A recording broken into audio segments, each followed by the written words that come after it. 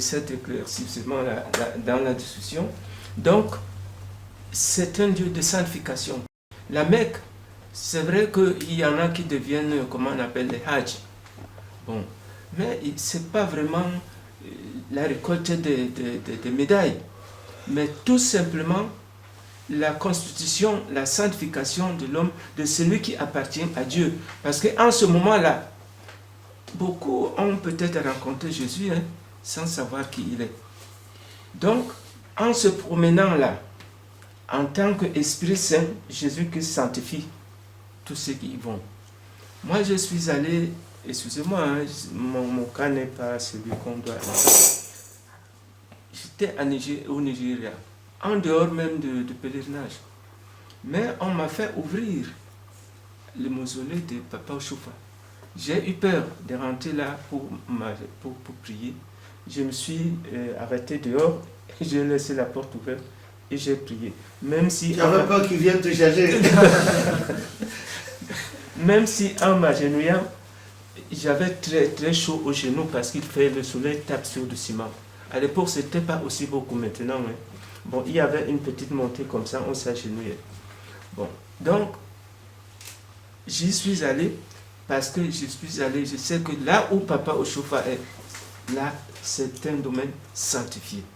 Et ce que je suis allé là-bas, c'est pour que je sois sanctifié. Et je pense que tout le monde y va. Moi, c'est la cause principale. L'obéissance à l'Éternel. De ce que la révélation de Papa Ochofa, donnée par l'Éternel lui-même, aller à Imeko, ce n'est pas pour rien, mais c'est pour quelque chose. C'est à chacun de découvrir. Mais moi, je pense qu'on y va premièrement pour se sanctifier. Et on y va pour obéir, ne serait-ce que parce que l'Éternel a dit, tu fais, alors tu récoltes les bienfaits de l'obéissance de l'Éternel. Bon, donc, cette partie-là, Dieu aussi, à travers ça, il choisit ceux qui lui obéissent. Bon, comme si nous allons dans Malachie, bon, Malachie 3, je crois que c'est de 16 au 18. Bon, là on sait qui appartient à Dieu ou qui ne lui appartient pas.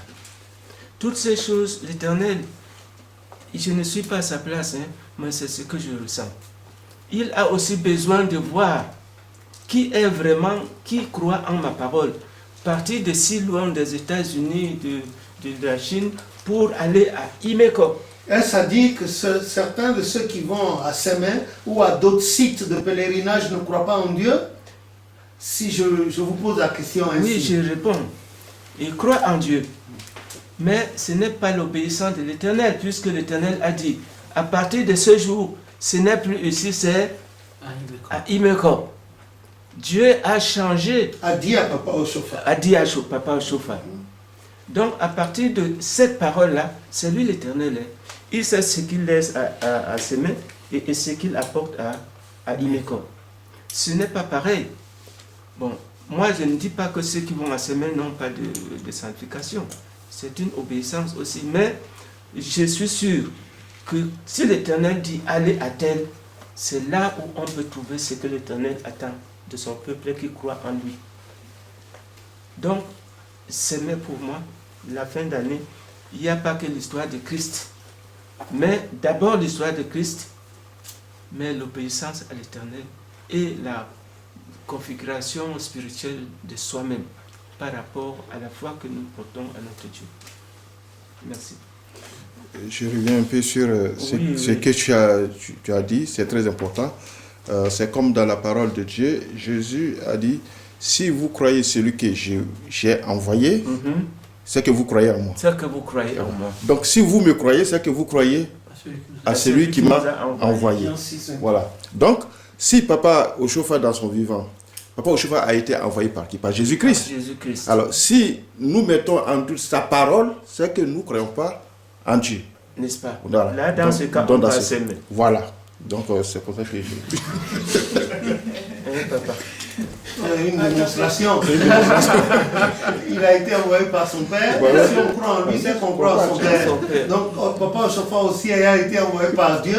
Celui qui croit en ce qu'il a dit, croit en l'éternel Dieu, que le nom de l'éternel soit béni. Amen. En tout cas, il n'y a pas match comme dirait quelqu'un d'autre. Qui est-ce qui veut prendre la parole là? Mais, moi, je dis juste une petite phrase par rapport à s'aimer. Bon, il est vrai, l'obéissance vaut mieux que le sacrifice. Ceci étant dit, moi, toute ma prière, c'est pour tous ceux qui vont là-bas, pas ignorance. Tous ceux qui vont à s'aimer, pas ignorance. Parce que, bon, il y en a qui arrivent dans l'église, on leur dit, ah, c'est à s'aimer. Bon, ils y vont. Ça ne veut pas dire qu'ils désobéissent, mais ils ont suivi. Et ces gens-là, peut-être qu'avec la prière, l'Éternel peut leur montrer la voie à suivre plus tard. Parce qu'il y a beaucoup de croyants qui vont à s'aimer, mais peut-être qu'ils sont égarés ou ils suivent des gens. Voilà, donc il y a circonstances un peu atténuantes par rapport à ça. Et je reviens toujours au fait que le pèlerinage, qu'on le veuille ou pas, c'est quand même une phase importante dans la vie du chrétien. Chrétien céleste. Voilà.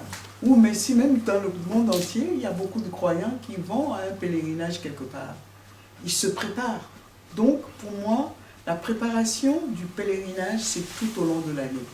Ce n'est pas seulement le 24, on est là, bon, on se dit, bon voilà, c'est le pèlerinage, Dieu va nous aider. Non, c'est le chrétien céleste, il a toute l'année pour se préparer.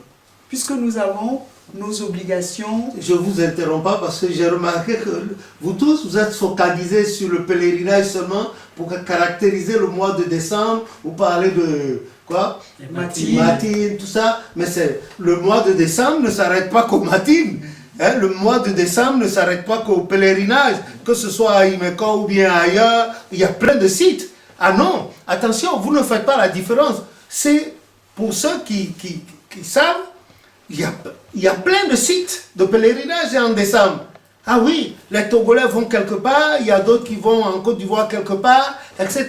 Il y a un au Bénin qui va à Savalou, et puis d'autres, etc. Il y a plusieurs sites. Vous comprenez? Moi, je ne voudrais pas seulement que vous vous focalisiez sur les sites de pèlerinage, mais parlez-moi du mois de décembre en ce qui concerne l'église du christianisme céleste, notamment les chrétiens célestes. Voilà, pèlerinage, ça c'est atavik. On doit s'y rendre. Mais alors, en dehors du pèlerinage, qu'est-ce qu'il y a d'autre? Vous avez parlé de matines, approfondissez les matines. Comment ça se fait, les matines? C'est quel genre de culte? Et pourquoi, par exemple, il y a la quête dedans ou il n'y a pas de quête? Pourquoi? Comment ça se fait de façon décrescendo à partir du premier responsable, le second, etc., etc. Vous n'en parlez pas, il ne faut pas vous focaliser, je vous en prie. Ne soyez pas comme les journalistes ou bien les journaleux. Il y a plein de choses à dire sur le mois de décembre. Ah, c'est maintenant que certains sont en train d'ouvrir les livres là. Ça s'appelle de la triche. Non. Hein, il y a plusieurs choses. Pour le mois de décembre, comme beaucoup pour l'église du christianisme céleste, pour les chrétiens célestes, il y en a plein. Et puis, il n'y a pas que seulement les chrétiens célestes qui vont au pèlerinage à Imeko, hein, ou à Sémé, ou bien à d'autres sites. Il y en a qui vont pour se faire des sous, qui ne sont pas de l'église. Il y en a aussi qui sont de l'église, qui y vont pour se faire des sous. Ah oui, ils ouvrent des kiosques pour vendre à manger, pour vendre les substituts spirituels. Non, c'est des choses qu'on doit interdire. Il y a des gens qui ne sont pas de l'église et qui vendent de l'huile sainte, de l'encens, des trucs comme ça, des bougies. Non, l'église, si elle avait suivi ce que Papa Ochofa a dit et puis a mis une structure organisationnelle en place, ce sont des choses qu'on ne doit plus expérimenter. Voir des gens qui ne sont pas de l'église venir nous vendre des trucs. Non, ou bien là, il doit avoir des cantines, etc. Et c'était quand même Papa Ochofa a été rappelé à Dieu. Ça fait 34 ans passé de quelques 3 mois. Hein? Il est grand temps, nous avons de grandes têtes dans l'église et de grandes figures dans l'église pour mettre sur pied des trucs bien disciplinés.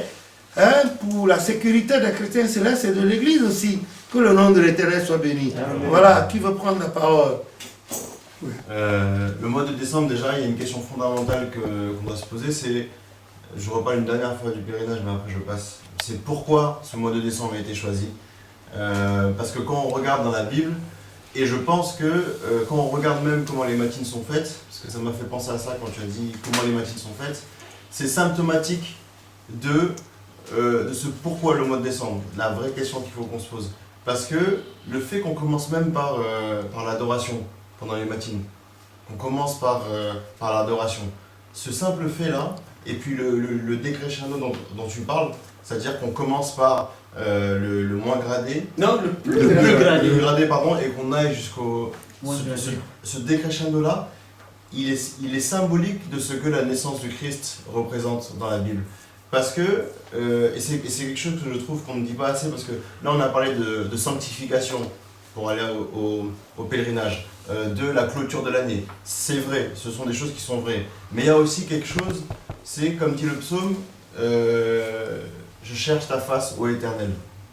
C'est ça que ça veut dire le mois de décembre, parce que quand on regarde les mages qui cherchaient à l'époque où Jésus est né, il y a des gens qui le cherchaient, il y a des gens qui le cherchaient pour le tuer, il y en a d'autres qui le cherchaient pour l'honorer. Les gens étaient en attente depuis Isaïe, depuis l'Ancien Testament, les gens étaient en attente du Messie.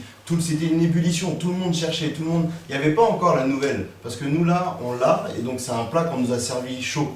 Ouais. Mais à l'époque, il n'y avait pas encore la nouvelle, donc les gens cherchaient, et c'était un vrai sujet de conversation. Même les bergers cherchaient, ils regardaient dans les signes des étoiles la vérité. Et Hérode aussi, avec ses sbires. Ça, c'est quelle voix.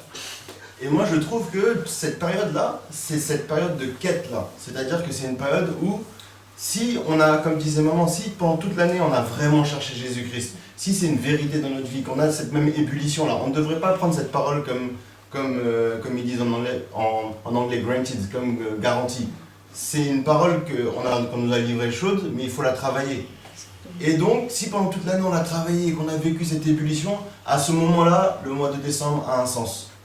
À ce moment-là, le mois de décembre a un sens parce que c'est à ce moment-là que, symboliquement, on nous a révélé le sens de ce mois. Et donc, je trouve que de l'adoration, ça représente ce que les mages, là, cherchaient. Cette adoration-là, ça représente, c'est une recherche. Ça représente cette recherche-là.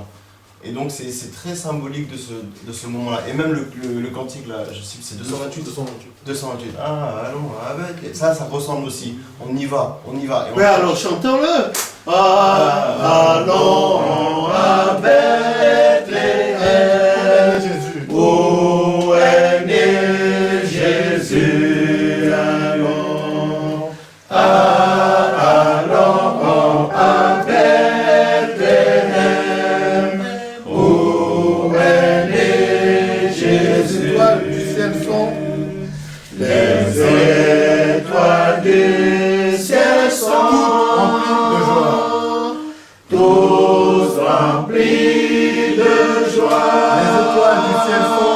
Les étoiles du ciel sont toutes remplies de joie. Tous remplis de joie. Pour le Sauveur qui vient ôter tous nos péchés. Pour le Sauveur qui vient ôter.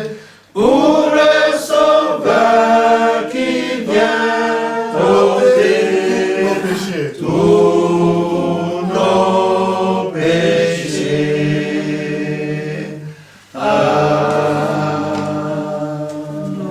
Et en effet, je vous ai reprendre la parole. Ce chant, le prophète l'a eu dans ces années-là, avant les années 80, et il a enseigné lui-même. Le prophète les a enseignés de la manière dont il a eu le chant avec lequel la mère Marie s'est présentée à lui en juillet 77. Jésus est le Saint-Esprit. Il est d'un cœur saint, c'est le roi de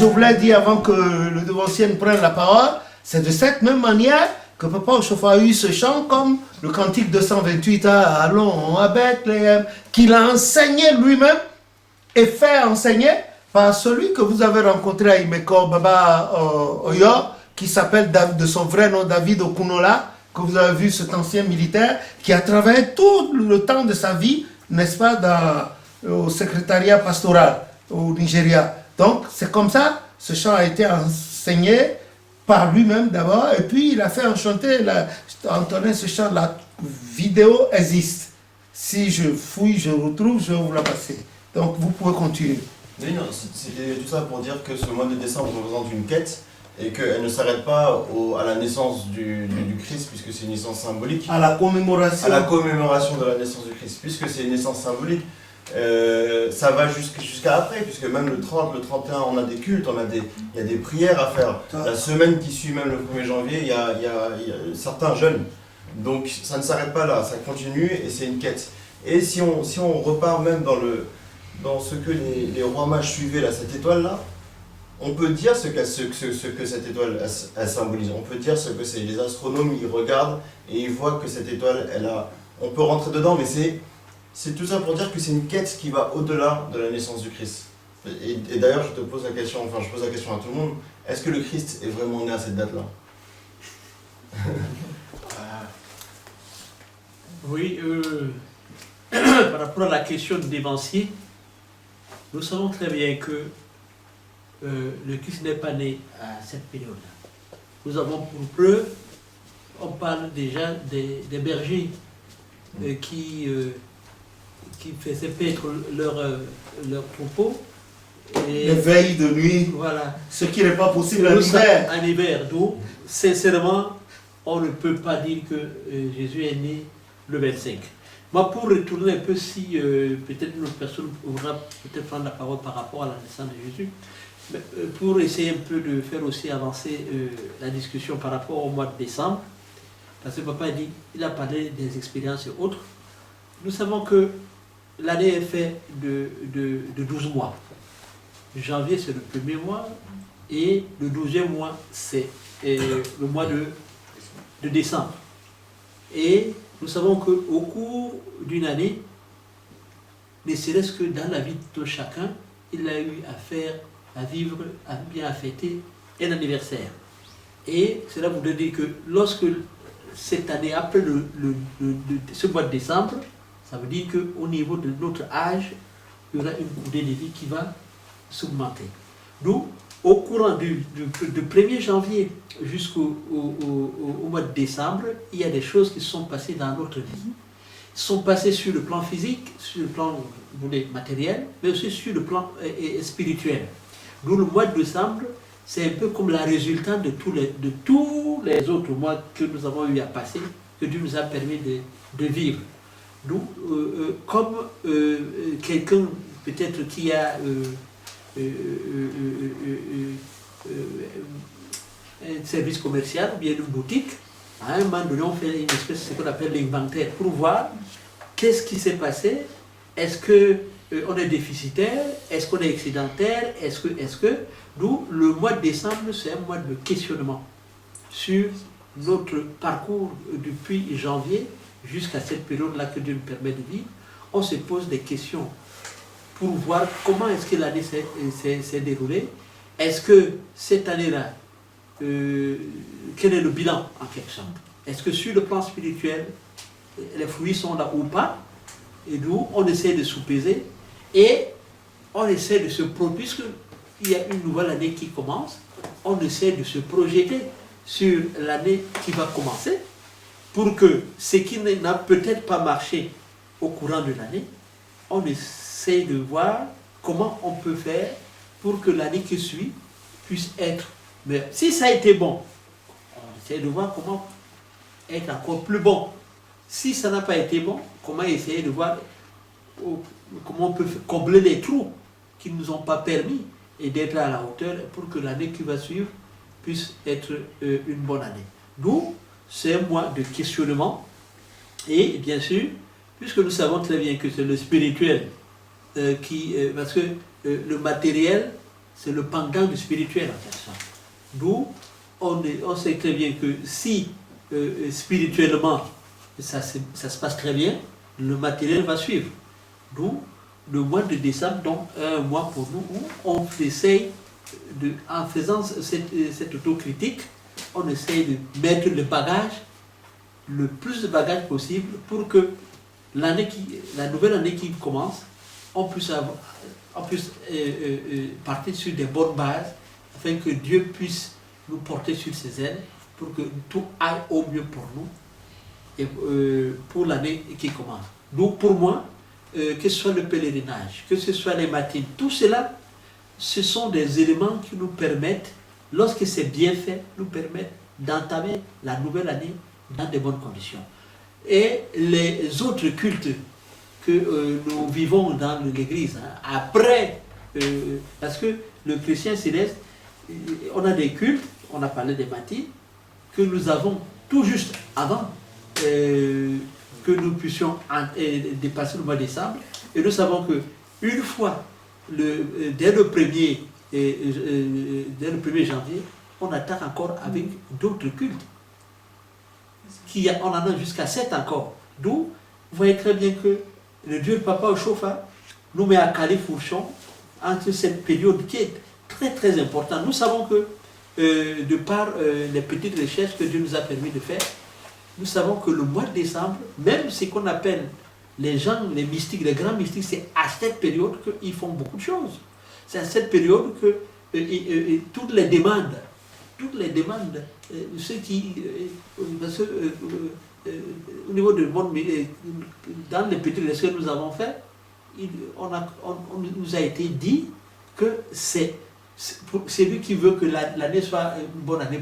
C'est au mois de décembre que tu dois mettre le paquet pour que l'année qui va commencer là, on puisse entrer en douce et que Dieu puisse nous aider de mener une très très très bonne année.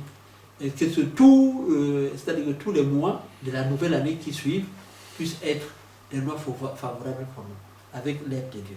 D'où, pour le chrétien, c'est l'aide Dieu a facilité la tâche. C'est ce que je constate. Dans la mesure où on a toutes ces préparations-là, si c'est bien suivi, d'une façon générale, le chrétien céleste a sous la main la possibilité d'entamer son année dans de meilleurs auspices. C'est comme ça, c'est ce que je peux dire. Pour l'eau. Oui. Concernant comme la date, quand est né Jésus, selon nos commentaires, là, c'est-à-dire avec la présence des bergers, donc les moutons, donc il y avait une présence. On était exposé au froid. Nous, ça ne devait pas ça. Bon, maintenant, pourquoi, sinon comment, cette date a été retenue comme date anniversaire? Oui, la date a été retenue.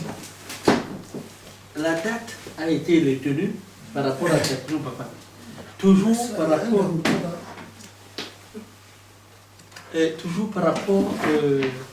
aux petites recherches que Dieu nous a permis de faire. N'oublions pas que l'Église céleste, elle n'est pas l'Église céleste, l'Église du christianisme, c'est une Église qui a eu beaucoup d'interférences dans la vie, que ce soit dans le monde païen. Parce que l'Église, les premiers pères sont les catholiques. Et il y a eu toute une série d'empereurs qui... Parce que il ne faut pas oublier que la date du 25, c'était pour les Occidentaux, c'est une date païenne. Hein. C'était une fête païenne. Bien sûr. Il y avait une fête ici qui était le 25. Parce que eux aussi, ils savaient que quand on passait de décembre en janvier, il y avait un certain nombre de choses qui se passaient. Donc eux, ils avaient leur fête. Et il y a eu un empereur, si j'ai bonne mémoire, qui, à un moment donné, qui a décidé que dorénavant, Jésus est né le 25. Mais cette date du 25, c'était d'abord une fête païenne. Bien sûr. Ça n'avait rien de chrétien. Hein. Ça n'avait rien de chrétien. On a adopté ça seulement pour les chrétiens. Mais nous, Parce que c'était une fête païenne populaire. voilà. Mais nous, en ce qui nous concerne, nous savons que ce n'est pas une date qui peut nous sauver. Et nous savons qu'un jour, Dieu a décidé que le sauveur du monde vienne dans ce monde. L'essentiel est le venu. C'est ça. Maintenant, que ce soit le 25, que ce soit le... Nous, on n'est pas sûr. Une date ne peut pas me sauver. Mais c'est ce que Dieu a fait par rapport à cette date-là. Pour moi, pauvre pécheur, c'est ça qui fait quelque chose dans mon cœur et me permet de m'accrocher à ce sauveur-là. Et je le supplie, il me donne un enseignement, j'essaie de l'appliquer. Et en faisant cela, je sais qu'un jour, il aura pitié de moi, va me donner le salut. Mais ce n'est pas une date. Parce que vouloir se focaliser sur la date, en ce qui me concerne, c'est un faux débat. Je relis à peu près sur la version du devancier Richard. C'est pas comme on dit, c'est pas la date qui nous intéresse. Mais comme la Bible dit, ce que nous lions sur cette terre, ce que nous décidons sur cette terre, est décidé dans les cieux. Donc c'est l'importance, ce que nous devons comprendre, c'est l'importance de la... C'est-à-dire, est-ce que Jésus est venu sur cette terre? Oui. C'est ça. Mais ce n'est pas la date qui doit nous amener à discuter, est-ce qu'il est venu dans cette date, ou bien est-ce qu'il a fait ceci, est-ce qu'il a fait cela. Mais nous, on sait que Jésus est venu pour sauver le monde. Mais pour se rappeler de cette grâce que Dieu nous a donnée, on nous a dit, bon, on prend cette date et Dieu a pris acte. C'est comme les dimanches de sabbat. Le sabbat, ce n'est pas le dimanche. Non. Mais nous, on a dit, les gens, comme vous connaissez, on dit, bon, nous, alors que le sabbat, c'est samedi. On dit, bon, pour nous, Dieu, le sabbat, c'est dimanche. Donc Dieu prend acte de ce dimanche-là, comme sabbat pour nous, et Dieu prend acte. C'est ce que je veux ajouter sur ça. Oui, bon, oui. Je me dis aussi, parfois quand je pense à tout ça, je me dis le 25 là, peut-être que Dieu a confondu, enfin je me dis Dieu a confondu le monde, parce que ceux qui frappent à la poitrine en disant je suis athée et tout ça là, eux aussi ce jour-là ils disent je fête Noël. Donc ils ne comprennent même pas. On voit les guirlandes chez eux et pourtant quand le jour se lève, ils disent je suis athée, je ne crois pas et tout ça là. Mais ce jour-là, nous tous, nous disons Noël, Jésus, Jésus. C'est plus simple. C'est raccourci. Donc, cette date-là, ça nous dirait. Mais ce qui concerne l'Église chrétienne céleste en l'occurrence, pour cette période, c'est ce caractère de rassemblement mondial de tous les chrétiens célestes en vue d'un culte à l'honneur de notre Sauveur Jésus-Christ et son Père. Mais ce que je dis, vous avez parlé des matines, vous avez parlé de ceci, mais le type de culte, c'est quoi? Le type, ce rituel-là, c'est comment par rapport à d'autres rituels? Il faudrait que vous puissiez faire la différence, parce que je vous assure, j'ai dans le temps fait une vidéo là-dessus sur les matines. Vous avez vu l'audimat, ça a monté, et les gens posaient. Il y a même quelqu'un qui a dit qu'il n'a jamais vu ça. Pourtant, il était grand devancier, il n'a jamais vu. Bon, maintenant, là où ça se fait, bah tiens, avec chose même à la paroisse, avec le papa Diaki et consort, les gens m'ont dit qu'ils n'ont jamais vu ça. Ils n'en ont jamais entendu parler. Pourtant, ils étaient déjà des seigneurs évangélistes.